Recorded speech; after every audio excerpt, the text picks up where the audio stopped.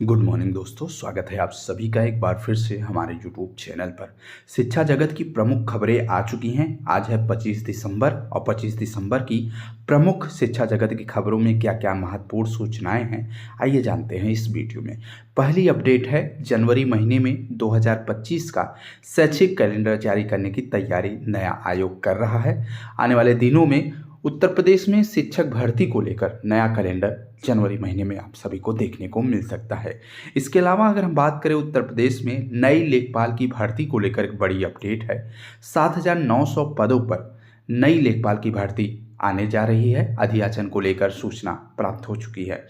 वहीं सहायक लेखाकार और लेखाकार भर्ती में सभी आवेदकों को लिखित परीक्षा में मौका देने की बात भी निकल कर आ रही है। साथ ही साथ आरओ की जांच में प्रमुख रूप से 8 और फर्जी अभ्यर्थी पकड़े गए हैं, उनकी जांच चल रही है। साथ ही साथ उत्तर प्रदेश पुलिस की फिजिकल टेस्ट की शुरुआत है, वो 26 तारीख से शुरू होने जा रही है। यानी कि एक तरह से कहें तो 26 तारीख से उत्तर प्रदेश में जिस अभ्यर्थियों ने लिखित परीक्षा पास किया है, ऐसे समस्त लिखित परीक्षा पास करने वाले अभ्यर्थियों का फिजिकल टेस्ट 26 तारीख से शुरू किया जाएगा।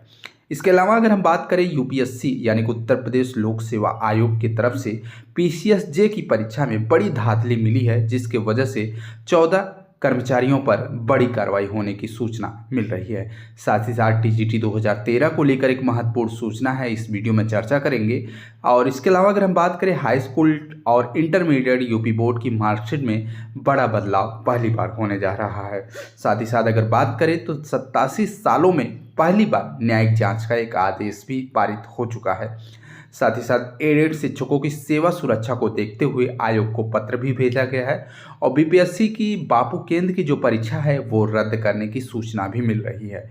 इसके अलावा मुक्त दाखिले के तहत गरीब बच्चों को 71,381 सीट आवंटित होने की भी प्रमुख सूचना देखने को मिल रही है। तो ये प्रमुख खबरें हैं आज की, आइए जानते हैं विस्तार से। पहली खबर पर रुक करें तो आपको बता दें, सूचना महत्वपूर्ण है कि पीसीएस 2024 की प्रारंभिक परीक्षा के सफल आयोजन के बाद अब उत्तर प्रदेश लोक सेवा आयोग यूपीपीएससी नया भर्ती कैलेंडर जारी करने की मंथन कर रहा है। उम्मीद है पिछले वर्ष और इस वर्ष भी पिछले वर्ष की तरह इस वर्ष भी जनवरी महीने में नया भर्ती का कैलेंडर जारी हो जाएगा। आरओ की प्रारंभिक परीक्षा का प्रारूप तय नहीं हो पाना कैलेंडर में कुछ विलंबी होने का वजह बन सकता है, पर आयोग कैलेंडर में संभावित तिथि जारी करके इसका भी समाधान निकाल सकता है। आयोग के नए कैलेंडर में सबसे बड़ी चुनौती पीसीएस की भर्ती प्रक्रिया को पटरी पर रखना बड़ी बात है। वर्ष 2024 की पीसीएस प्रारंभिक परीक्षा दिसंबर में आयोजित हुई है, जबकि यह पूर्व में 17 मार्च को प्रस्तावित थी। भर्ती प्रक्रिया को अगले वर्ष पूरा करने और भर्ती की प्रक्रिया को निरंतरता बनाने के लिए पीसीएस 2025 की भर्ती को भी कैलेंडर में शामिल करना एक बड़ी चुनौती साबित होगी। इससे चिकित्सा अधिकारी, विशेषज्ञ चिकित्सक भर्ती के साथ साथ पीसीएसजे की भर्ती, शिक्षा क्षेत्र की भर्ती जिनमें जेआईसी की सहायक अध्यापक एलटी और बीयू की संभावित भर्तियां भी शामिल हो सकती हैं। आपको बता दें, आरओ 2023 की प्रारंभिक परीक्षा और मुख्य परीक्षा की तिथि की भी घोषणा होने वाली है। यूपीपीएससी के लिए सबसे बड़ी चुनौती लंबित भर्तियों को पूरा करना है। पिछली भर्तियों की देरी से सवाल उठाते रहे हैं प्रतियोगी को। उम्मीद है कि वर्षों से जितनी भी लंबित भर्तियां हैं, आने वाले कैलेंडर में उनका नाम रहेगा और यह परीक्षा 2025 में आयोजित करने के लिए आयोग पूरी तरह से तैयारी भी करेगा। फिलहाल जनवरी महीने में नए कैलेंडर जारी होने के साथ साथ सभी भर्तियों पर जो संभावित सूचना है उस पर भी मोहर लग जाएगी। इसके अलावा अगर हम बात करें लेखपाल की नई भर्ती को लेकर तो लेखपाल के 7,994 रिक्त पदों पर भर्ती प्रक्रिया जल्द देखने को मिल सकती है। राजस्व परिषद ने इन पदों को भरने के लिए उत्तर प्रदेश अधीनस्थ सेवा चयन आयोग के भर्ती प्रस्ताव पर अधियाचन भेज दिया है। इसमें सभी मंडल और जिले के रिक्त पदों को भी शामिल किया गया है। आपको बता दें कि 7,994 पदों को लेकर भर्ती की प्रक्रिया जल्द पूरी की जाएगी और मुख्यमंत्री योगी आदित्यनाथ ने इस संबंध में सभी रिक्त पदों को भरने के निर्देश दिए थे और उसी निर्देश पर यह प्रक्रिया बहुत जल्दी आप सभी को देखने को मिलेगी। इसके अलावा अगर हम बात करें सहायक लेखाकार और लेखाकार के 1828 पदों को लेकर कनिष्ठ विश्लेषक खाद्य के 417 पदों पर चल रही भर्ती में सभी आवेदकों को लिखित परीक्षा में शामिल होने का मौका दिया जाएगा। अधीनस्थ सेवा चयन आयोग ने शॉर्ट लिस्टेड किए गए अभ्यर्थियों का जो परिणाम है मंगलवार को जारी कर दिया है। आयोग के जो सचिव हैं अवनीश सक्सेना ने बताया कि इन भर्तियों के लिए निर्धारित मानक के अनुसार पदों के सापेक्ष 15% अभ्यर्थी न होने की वजह से पीटी 2013 के आधार पर 0 या उससे कम नंबर वाले अभ्यर्थियों को छोड़कर सभी आवेदकों को लिखित परीक्षा में शामिल करने की अनुमति दे दी गई है। तो सहायक लेखाकार और लेखाकार भर्ती के सभी अभ्यर्थी लिखित परीक्षा में शामिल हो सकेंगे। इसके अलावा अगर हम बात करें आरओआरओ की भर्ती को लेकर, तो आरओआरओ की भर्ती में 8 अन्य अभ्यर्थी भी रडार पर आ चुके हैं। उत्तर प्रदेश लोक सेवा आयोग की आरओआरओ की भर्ती परीक्षा के पेपर लीक मामले में 8 अन्य अभ्यर्थियों को भी एसटीएफ की रडार पर ला दिया है। प्रारंभिक जांच में इन सभी के होटल में जाकर पेपर रटने के साक्ष्य प्राप्त हुए हैं। यह भी बात सामने आई है कि इनमें से कुछ ने होटल में अपने नाम से कमरा भी बुक कराया था, तो किसी ने गैंग के सदस्यों के अकाउंट में रुपए भी ट्रांसफर किए थे। ये भी बात सामने आई कि जांच में ये सामने आया कि इन अभ्यर्थियों ने दोबारा भी परीक्षा दी है। अभ्यर्थियों को गिरफ्तार करके जेल भी भेज दिया गया था। दोनों ने 12-15 लाख में गैंग से पेपर के लिए डील भी की है। साथ ही साथ भोपाल के होटल में जाकर प्रश्न पत्र और उत्तर रटने में शामिल भी हुए हैं। एसटीएफ के सूत्रों का कहना है कि अब तक जांच में कुल 10 अभ्यर्थियों के नाम सामने आए हैं। इसमें पुख्ता सबूत मिलने के 2 लोगों को जेल भी भेज दिया गया। अन्य के संबंध में साक्ष्य एकत्र करने की कार्रवाई चल रही है। वो प्रदेश के अलग अलग जिलों के हैं। किसी न किसी माध्यम से मास्टरमाइंड राजीव नयन मिश्रा और उनके गैंग के अन्य सदस्यों के संपर्क में बने हुए थे। आपको बता दें इसमें 2 ऐसे हैं जिन्होंने गैंग के सदस्यों के खाते में भी रुपए ट्रांसफर किए हैं। एसटीएफ के एक अफसर ने बताया कि जल्द ही इन सभी पर शिकंजा कसा जाएगा। तो ये महत्वपूर्ण अपडेट है और बहुत जल्द ही इन सभी पेपर लीक मामले में जो अभ्यर्थी फर्जी पाए जाएंगे, इन सभी पर बड़ी कार्रवाई आप सभी को देखने को मिलेगी। इसके अलावा अगर हम बात करें तो सिपाही भर्ती की लिखित परीक्षा को लेकर उत्तीर्ण हुए सभी अभ्यर्थियों को फिजिकल टेस्ट 26 दिसंबर से शुरू होने जा रही है। पुलिस लाइन में चयनित हुए अभ्यर्थियों के अभिलेखों की जांच, शारीरिक दक्षता परीक्षा। इसके बाद मंगल को पुलिस कमिश्नर तरुण काया ने बताया कि अधीनस्थ अधिकारियों के साथ बैठक हुई है और इसके साथ साथ संबंधित अधिकारियों को निर्देश भी दिया गया। बताया गया कि लिखित परीक्षा में बड़ी संख्या में अभ्यर्थी पास हुए हैं। इनको लेकर पुलिस लाइन में तैयारी हो रही है। अभ्यर्थियों के शैक्षिक अभिलेखों की जांच की जाएगी और यह प्रक्रिया 26 दिसंबर से शुरू हो जाएगी। लिखित परीक्षा में सभी उत्तीर्ण अभ्यर्थियों को 26 दिसंबर से नाप तौल की जांच की जाएगी। लिखित परीक्षा में बड़ी संख्या में गुरुवार को मीटिंग हुई है। इस मीटिंग में निर्णय भी लिया गया और चयनित अभ्यर्थियों के अभिलेखों की बेहतर ढंग से जाँच की जाए और शारीरिक मानक परीक्षण भी किया जाए, इस संबंध में निर्देश भी दिए गए हैं। प्रयागराज पुलिस लाइन में कई दिनों तक दूसरे चरण की परीक्षा होगी, जिससे अलग अलग जनपदों में अभ्यर्थी शामिल होंगे। पुलिस कमिश्नर ने अतिरिक्त पुलिस कमिश्नर एन बिलाची, डीसीपी सिटी अभिषेक भारती सहित अन्य अधिकारियों के साथ तैयारी करते हुए ब्रीफिंग की और दिशा निर्देश भी दी और कहीं न कहीं इन सभी को लेकर प्रक्रिया 26 दिसंबर से शुरू होगी। इसके अलावा अगर हम बात करें उत्तर प्रदेश लोक सेवा आयोग के 14 कर्मियों पर गांच गिर सकती है। पीसीएसजे के भर्ती के मामले में दोषियों के खिलाफ बड़ी कार्रवाई की तैयारी चल रही है। आपको बता दें पीसीएसजे 2022 की भर्ती में गड़बड़ी के मामले में उत्तर प्रदेश लोक सेवा आयोग के 14 कर्मचारियों पर गाज गिर सकती है। सोमवार को अनियमितता की जांच के लिए हाईकोर्ट ने पहली बार न्यायिक आयोग गठित करते हुए किरकिरी के बाद अब आसार बढ़ चुके हैं। पीसीएसजे के 302 पदों पर भर्ती की प्रक्रिया और अनियमितताओं को देखते हुए यूपीपीएससी की भूमिका शुरू से ही सवालों के घेरे में रही है। शुरू से ही खुद को पाक साफ बताने वाले आयोग की अभ्यर्थियों ने जब हाईकोर्ट में पोल खोली तो उसने फौरन यू टर्न मार लिया। हाईकोर्ट में न सिर्फ कमियां पेश की गई बल्कि सभी अभ्यर्थियों को उत्तर पुस्तिका की स्क्रूटनिंग भी करानी पड़ी। इससे कापियों की अदला बदली पकड़े जाने के बाद आयोग ने 3 अधिकारियों को निलंबित कर दिया। एक के खिलाफ कार्रवाई करने के लिए शासन को लिखा गया, जबकि सेवानिवृत्त कर्मचारियों के खिलाफ भी विभागीय कार्रवाई शुरू की गई है। बावजूद इसके बाद मामला भी खत्म होने पर पूरे प्रकरण से जुड़े अन्य कर्मचारियों पर भी सख्त कार्रवाई की जाएगी। आयोग के सूत्र से सूचना है कि उत्तर पुस्तिका के मूल्यांकन में कोडिंग डिकोडिंग के साथ नंबर चढ़ाने के लिए कई कर्मचारियों को ड्यूटी भी लगाई गई थी। कर्मचारी हर कॉपी देखते हैं, कहीं नंबर जोड़ने में कोई चूक तो नहीं है। इसके बाद कोडिंग बदल दी गई, कई अभ्यर्थियों के नंबर भी ठीक ठाक से नहीं जोड़े गए। इसके लिए 14 नाम सामने आए हैं और इनके खिलाफ कार्रवाई करने की तैयारी भी चल रही है। अभ्यर्थियों ने मांगा आयोग अध्यक्ष का इस्तीफा, बोले कि जांच से खुलेगी लोक सेवा आयोग की खोल। पीसीएसजे 2022 की भर्ती की न्यायिक जांच के आदेश से प्रतियोगियों में उत्साह है। कई अभ्यर्थियों ने यूपीपीएससी का अध्यक्ष का इस्तीफा भी मांगा है। अभ्यर्थियों का कहना है कि न्यायिक जांच से यूपीपीएससी ने भ्रष्टाचार कितना लिप्त हुई है, ये समस्त चीजें सामने भी आएगी। आयोग की भर्तियों में हेराफेरी को लेकर लंबे समय से लड़ाई लड़ रहे अवनीश पांडे ने न्यायिक आयोग के गठन पर खुशी जताते हुए कहा सीबीआई पूर्व की कई भर्तियों पर भी जांच कर रही है। यह गति बेहद सुस्त है, काश इसकी भी न्यायिक जांच की जाती, इससे आयोग की सफाई हो जाती, लोगों को न्याय भी मिल जाता। पीसीएसजे 2022 के आवेदक रहे प्रशांत पांडे कहते हैं कि न्यायिक जांच का प्रथम दृष्टिकोण यह दर्शाता है कि न्यायालय में भर्तियों में बड़ी खामियां हैं। यह आयोग की कार्यप्रणाली पर भी गंभीर सवाल उठाता है। आयोग और अध्यक्ष से हम सबका विश्वास उठ चुका है। अध्यक्ष को नैतिक आधार पर इस्तीफा दे देना चाहिए। न्यायिक का यह आदेश प्रतियोगियों के लिए संजीवनी है। पीसीएसजे के अभ्यर्थी रोहित चौरसिया ने भी जांच का स्वागत करते हुए कहा न्यायिक जांच से पता चलेगा कि छात्रों के साथ किस तरह का अन्याय हुआ है और यह आदेश आयोग को पूरी तरह से कार्यप्रणाली पर गंभीर सवाल खड़ा करता है।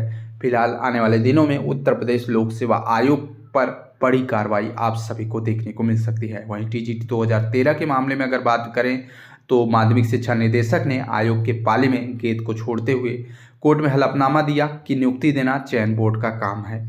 पूरी खबर पर रुक करें तो आपको बता दें टीजीटी 2016 के अवशेष पैनल की अभ्यर्थियों की नियुक्ति के मामले में निदेशक माध्यमिक शिक्षा ने अपना गेंद चयन बोर्ड के पाले में डाल दी है। निदेशक ने इलाहाबाद हाईकोर्ट में व्यक्तिगत हलफनामा दाखिल करते हुए चयनित उम्मीदवारों की नियुक्ति कार्रवाई शुरू करना उत्तर प्रदेश माध्यमिक शिक्षा सेवा चयन बोर्ड प्रयागराज का कार्य है, इससे उनकी कोई भूमिका नहीं है।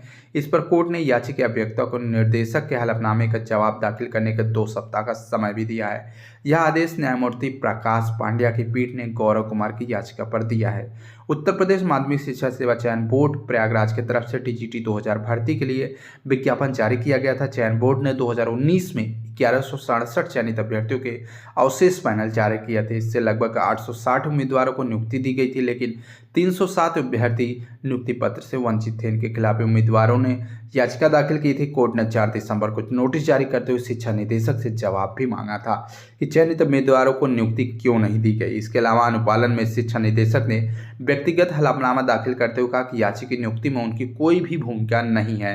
न्यायालय ने सुनवाई के लिए अगली तारीख 2 जनवरी तय कर दी है और 2 जनवरी को इस संबंध में जवाब दाखिल करना होगा और बताना होगा कि निदेशक का कोर्ट आखिरकार याचियों की नियुक्ति क्यों नहीं दी गई। टीजीटी 2013 को लेकर यह बड़ी अपडेट है और आप सभी को बता दें आने वाले दिनों में 307 उम्मीदवारों को नियुक्ति भी आने वाले दिनों में कोर्ट के आदेश से मिलना संभव हो पाएगा। इसके अलावा अगर हम बात करें हाईकोर्ट इंटर की मार्कशीटों को लेकर एक बड़ा बदलाव देखने को मिल रहा है कि उत्तर प्रदेश माध्यमिक शिक्षा परिषद प्रयागराज यूपी बोर्ड अगले वर्ष हाई स्कूल और इंटरमीडिएट के जारी होने वाली मार्कशीट में व्यापक स्तर पर बदलाव करने जा रहा है। मार्कशीट की सुरक्षा और गुणवत्ता पर विशेष ध्यान दिया जा रहा है। मार्कशीट को सुरक्षित रखने, कलर में बदलाव के साथ आग और पानी से बचाने पर पहली बार व्यापक स्तर पर व्यवस्था हो रही है।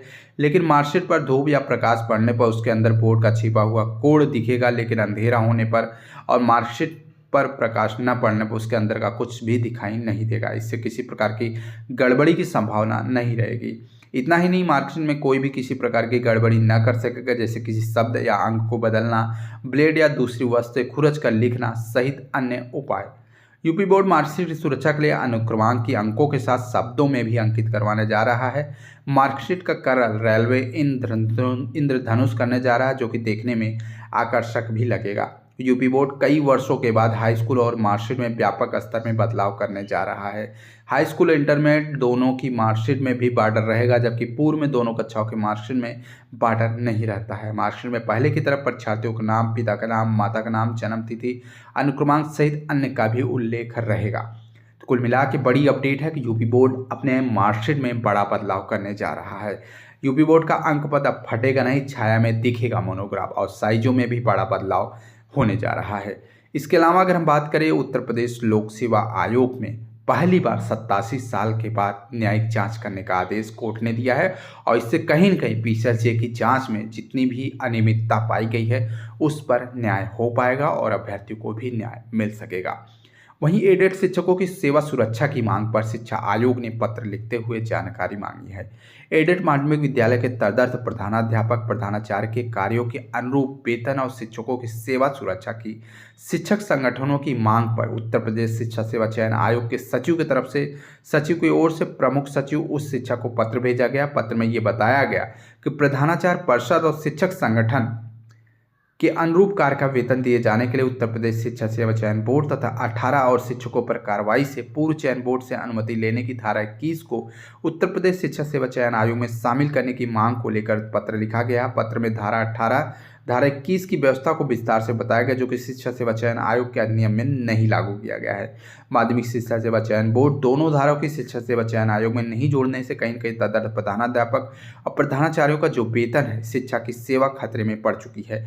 धारा 21 के हटने से प्रबंधक तंत्र द्वारा मनमाने शिक्षकों के अवरोध निलंबन सहित अन्य कार्रवाई की जा रही है जिससे शिक्षक परेशान भी हैं। ऐसी शिकायतों पर प्रधानाचार्य परिषद शिक्षक संघ एकजुट होकर अन्य माध्यमिक शिक्षक संघ में शिक्षा सेवा चयन आयोग 2023 के चयन बोर्ड अधिनियम 1982 के दोनों धाराओं के प्रखानित की मांग की है। ऐसे में संगठन की मांग पर इन दोनों धाराओं को शिक्षा सेवा चयन आयोग 2023 में अधिसृजित करने पर विचार के लिए सचिव ने पत्र भी भेज दिया है। कुल मिला के अगर बात करें सेवा सुरक्षा की मांग पर शिक्षा आयोग द्वारा जो पत्र लिखा गया है इस पर बड़ा जल्दी निर्णय लिया जाएगा।